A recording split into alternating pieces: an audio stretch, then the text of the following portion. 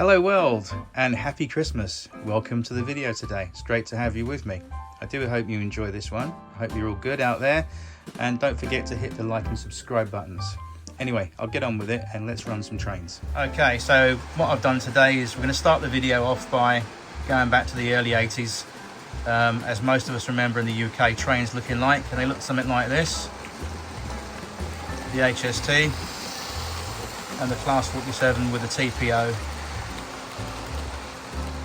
and the Raker Blue coaches behind it. So one of the things that I like playing with, and I must admit that's why I do that, one of the reasons why I do the hobby is relaxation and enjoyment, and this is no exception when you can do this.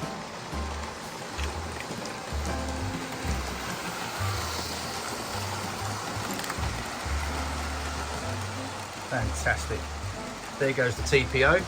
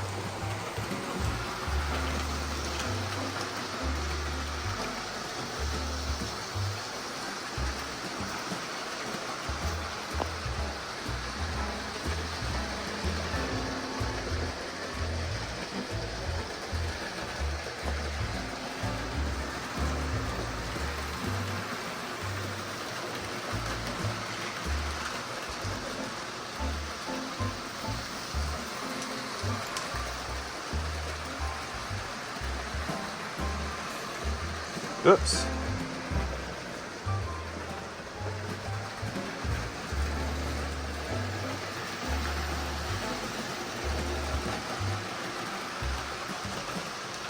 I don't think it was on that time, but we'll try it again. It should get it. There we go. Very simple, but very fun system. And if you've got a model railway of any size, you have to have the TPO. It's just fun.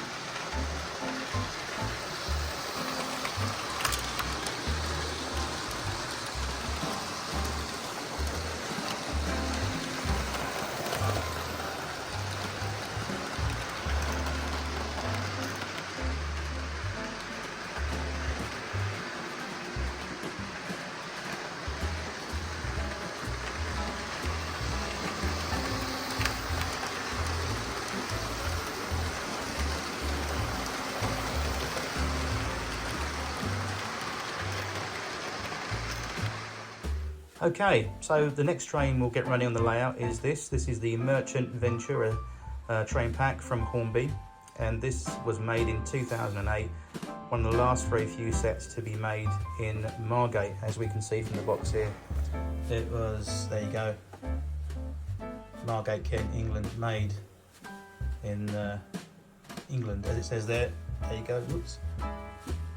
Just make that out there, made in England. So this is not the Chinese stuff that we're getting lately, or have got over the last couple of years. This is actually one of the last few things made in Margate by Hornby. It's a tender drive model, not a loco drive. It's not a review video, by the way. I've done a review on this before ages ago. But anyway, I just wanted to show you what we're going to get running on the layout in a minute, and I hope you enjoy this one.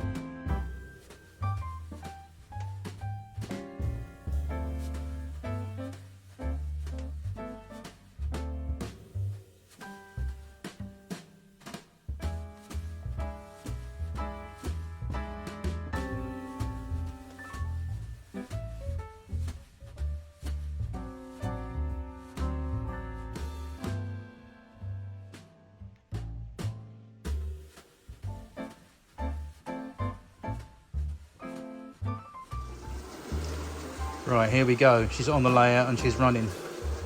And I haven't run her for probably over a year now, or at least well over 2 years, I'd say, in my estimation. But I just put some oil and grease on her in the right places, give her a little bit of TLC, and as you can see, she's quite happy.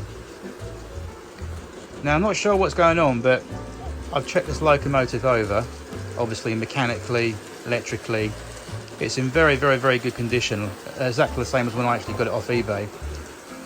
Nothing is untoward in it, nothing is rubbing, there's no friction points, no wear, no binding. Everything is mechanically and engineeringly sound.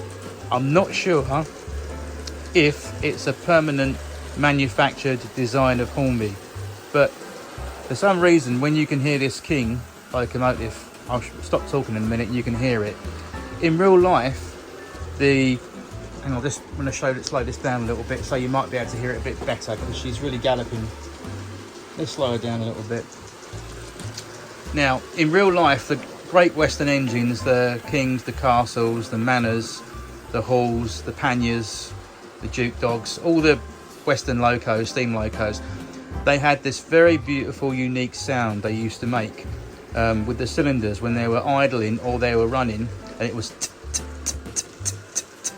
you look up any video of a Great Western loco on particularly Kings on YouTube's, and Castles do it as well, Panniers do it, make this lovely it's the valves, and you can hear it in the model form if I stop talking.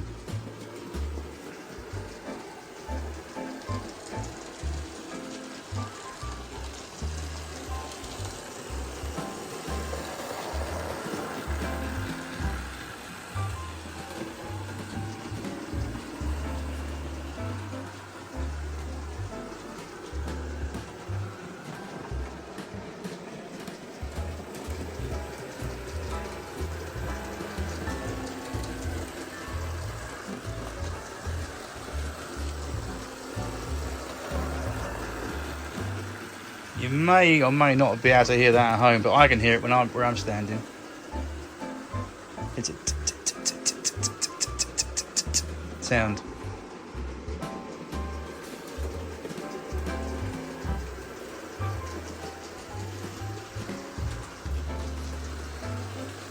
Absolute cracker of an engine. And again, this was made in 2008, but this is a very, very nice model. This is before they brought out all the super detailed models that you're too frightened to get out of the box in case it pings off it. Good old Hornby King locos, you can't beat them. Look at that. And these lovely Western region chocolate and cream coaches behind it.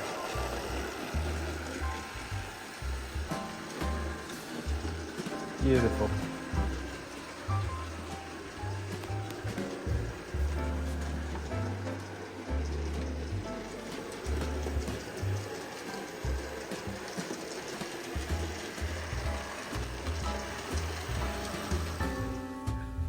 Okay, I've just brought the train to a stop just momentarily, just to show you something on the side of these coaches, how nice they are. Again, for a 2008 coach, these are quite nice. Obviously, nowadays, from people like Hornby or Bachmann or other manufacturers, you can buy really lovely coaches that are about anything up minimum, sort of £60 minimum upwards, that have got sprung buffers and every single thing on it that you're so frightened to actually put it on the layout because it's so fragile and so nice. They are very nice, but this for a 2008 model, and the tooling for these coaches even goes back further. But as you can see, for this particular example, there's a really nice amount of detail on this thing. As you can see, it's got the destination sideboards and the coaches there. It says Paddington, Bath, Weston-super-Mare. And the idea with that is to replicate that in miniature was obviously from the full-size thing, because during the 1950s, there was a period of advertising that actually went on before that, before the war. And then after the war, when it was peacetime, a lot of people summertime used to make their holiday destinations to the Cornish Riviera, or what was known as the Cornish Riviera. It was the equivalent to the European Riviera in Europe, and in Great Britain we had the Cornish Riviera, and some beautiful places like Bath, Weston-super-Mare, Paddington, and all the typical Great Western seaside holiday destinations. And this was a very famous train that used to run from Paddington, particularly in the summer, very packed, full of holiday makers, families and kids going down to the seaside for a few days or on holiday for their down there. And it would have been pulled by a King locomotive, which is on the front there. But anyway, another piece of useless information, I'm sure, but I just think that's great, and this makes a very, very nice set on my model railway, and I like running it today, so I hope you enjoyed that one. Anyway, we'll get this going and we'll put something else on track too. Okay, we really have gone a little bit Great Western today, because we've got the Class 52 Western out on track 2, and then King John coming round with that Holiday Maker Express stroke Christmas excursion on track number 1. And this really, back in the 1950s, is how you would have seen the Great Western out of Paddington, with the kings and castles and westerns furiously working hard. That's a Lemma example of the Class 52, which I think is miles better than the Hornby that they particularly did. Nowadays you can get the, I think it's Depot or Helgen, that, or even V-Trains I think do a 52 Western, but I like my Lemma example.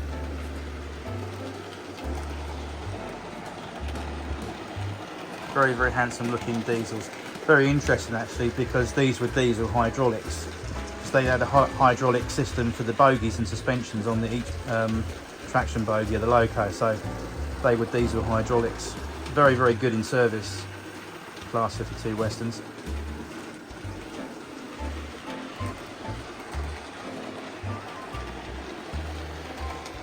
There's a couple of these out there you can still pick up. There's one in a sandstone, desert sand kind of colour. Obviously the BR blue one. There's another one, I think it's an ochre colour, but this is one of my favourites in the BR green, and the other one that I've got is in red maroon colour. But I just happen to like these particular versions because they got the bogies right. The Hornby Westerns that they released about 1978-79, and even they retooled it and released it in the 1980s, it's not very good in terms of bogies. But I like the bogies on these, they've really got it right. I'll show you in a minute when I bring it round. But some of you out there, if you're familiar with Lemma locomotives, certainly the Class 52 Western diesel hydraulics, you'll know exactly what I'm talking about. Just momentarily stop traffic. But if I zoom in, I mean, for a really quite an old model, these are really nice. The bogies, as you can see, look at that. It's the detail they've got with the springs, with the brake rigging particularly. It's really nice. And with the Hornby ones, they just don't look right. These ones do, I think. For an RTR model, it really, these are quite decent. By nowadays standards, you know, people like more detail and cab detail.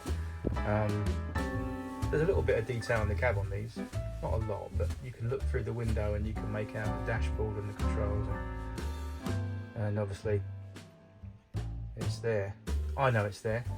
But yeah, apart from the only thing that's really spoils these locos, again, I'm not going to do a review on this, but just really quickly as a point of conversation, with the diesels that Lemma brought out, they're really nice looking models, but the only thing that the sort of the Achilles heel of these things is the coupling, the oversized couplings that stick out a little bit too much. If they had NEM pockets on these, then they would be good. But other than that, they're quite nice engines. Anyway, back to the railway.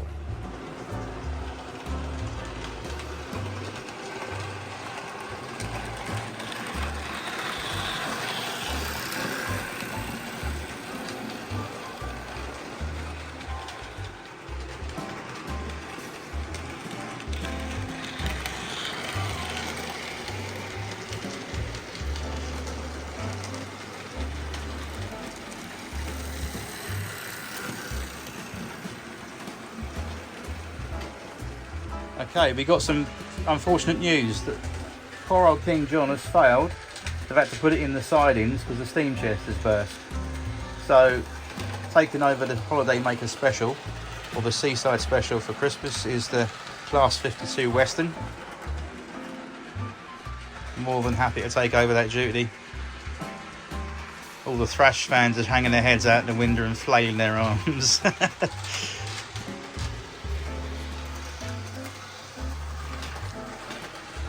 Again, this is a very familiar sight you would have seen in the late 1950s, even the 60s and 70s. You would have seen Westerns going down to Weston-super-Mare, Paynton, all down the Devon and Cornish Riviera as mentioned.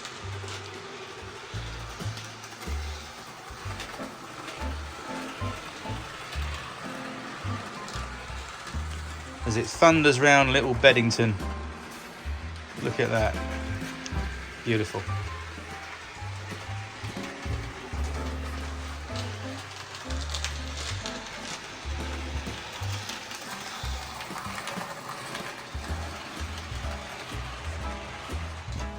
Okay, so next up, I think what we'll do, we'll run to express passenger services. On the left hand side, we've got 6233 Duchess of Sutherland, very famous Coronation Pacific class, or Duchesses as they were known. And on the right hand side we've got the City of Bristol, and it looks a little bit like a Duchess. It's got the same look, but it's got a few differences on the front and a few internal mechanical differences, but both built by William Stanier machines. You can't go wrong with the Stanier engine. So we're going to hook these up to coaches now and get them on the go. So here we go. So I think what we'll do first, we'll need to move Duchess of Sutherland off shed first.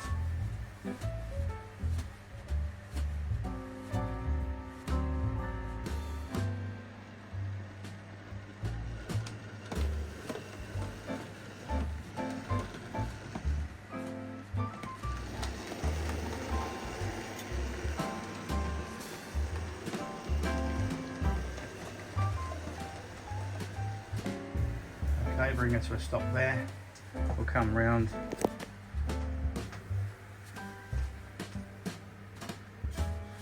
And then what we'll need to do is change those points.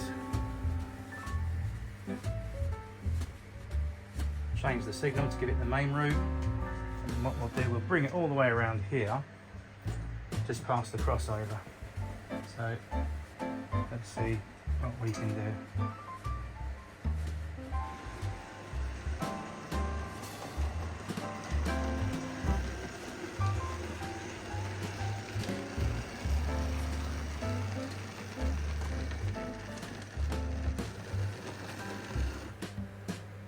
Stop at that.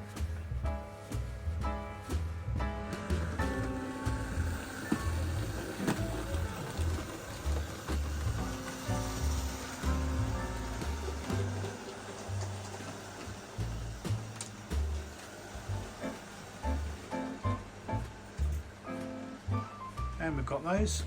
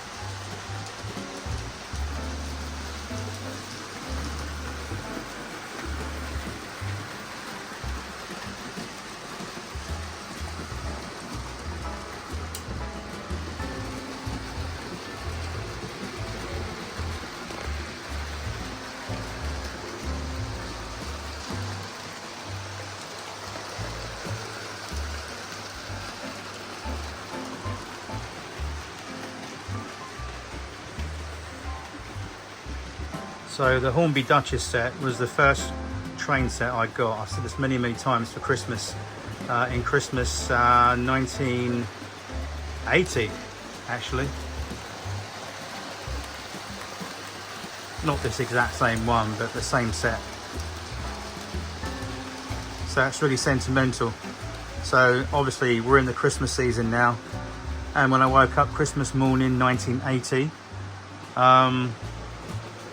there was two great things that had happened when I woke up, when I was asleep in bed. Number one, my granddad had carried the baseboard and the track and the train set, everything from where he lived, all by hand, down to where we lived on Christmas Eve. Set it all up for the morning for when I woke up. And obviously, I think it was, yeah, the early hours of the following day, on December 9th, 1980, the tragic news that John Lennon had been shot. I don't remember seeing it on TV or the radio, or hearing it on the radio, should I say, but it was around that time. But for me, Christmas 1980 was really magical, and this set reminds me of waking up that Christmas morning.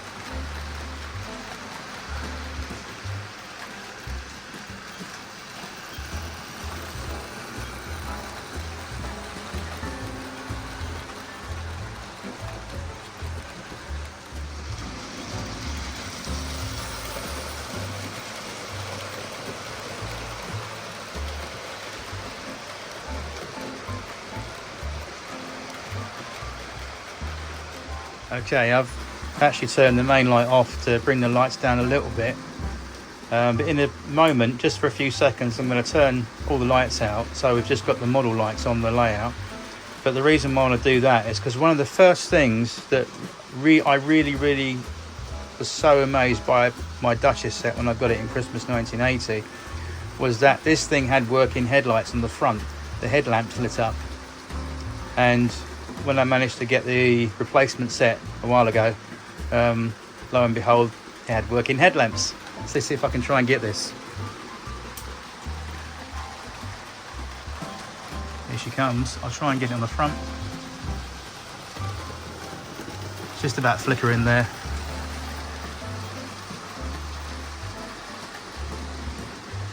I'll try and come over this way so we can see if I can try and get it in the dark. You might make it out.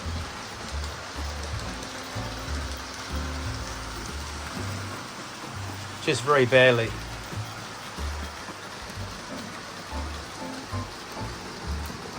You have to have it going at quite a few rate of knots for the headlamps to be really bright.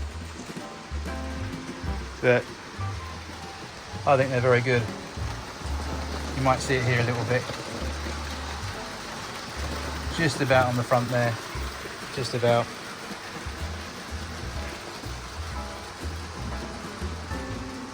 Okay, what I'm going to do now, I've disconnected the loco from the tender electrically, though it's still on the track, which I've just basically lifted the tender off the pin and just by a few millimeters just gapped the loco from the tender. So you'll see what I mean by the headlight effect. What I'll do, I'll turn this light off and then I'll introduce the power through the controller, and you'll see the effect that it does two things.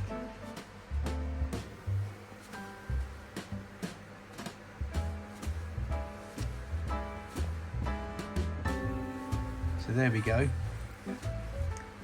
There's the headlight glow on the front there.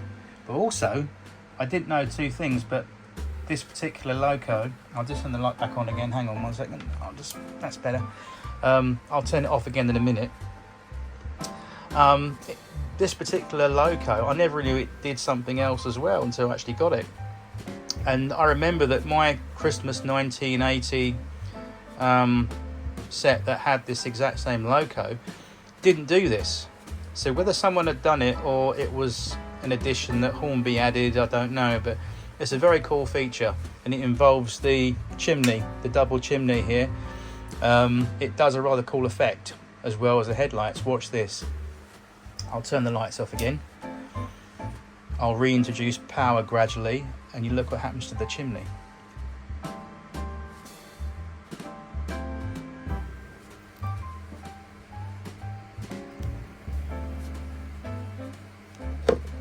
Glowing chimney effect. Isn't that cool? No, I didn't know that, but obviously it does. Rather cool effect. I'll just put the lights back on, and you can see even from there, from that shot there. When I actually looked inside the loco body, when I did a service on this, when I actually got it in the first place, it needed a really good clean, so I got a toothbrush and some what do you call it, lighter fluid and some cleaner, and I gave it all a thorough strip down and clean, as you would do so. And I noticed this piece of clear acetate or coloured acetate underneath the chimney, and I thought, what's that there for? And lo and behold, when I put the thing on the track, we had this rather pleasing effect of the glowing red hot chimney down there. And of course you can see from that shot there, that's a bit better, isn't it? You can see there, still working headlamps, and I'll just dim those like that. Bring them back up. And